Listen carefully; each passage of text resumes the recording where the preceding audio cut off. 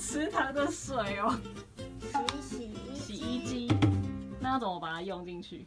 打开来倒进去，泡热水，转一转完按暂停，给它泡个90分。然后现在呢？它早上已经到了。那现在呢，就让它正常洗。对啊，我才让它运转一下。那这洗多久了？你看那个漂浮物。等一下，让它转一转。它刚泡还没那么脏，因为已经泡过，脏东西软化了嘛。但它运转的时候，它就会跑出来啦。我们早上忘记拍道路的样子。来看看刚刚。哇！好恶哦，好像那个池塘的水哦。太恶了吧！那旁边那个也超恶的。所以他洗完他就自己脱水就好了。可是脏东西会跑掉吗？它就照正常清洗5分钟。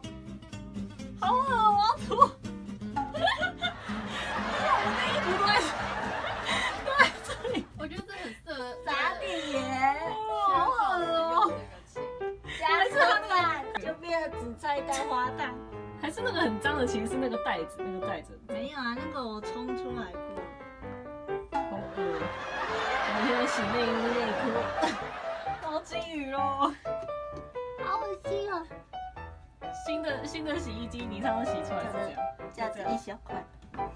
那我们的洗衣机都没有洗，应该要1年了。气死！捞鱼，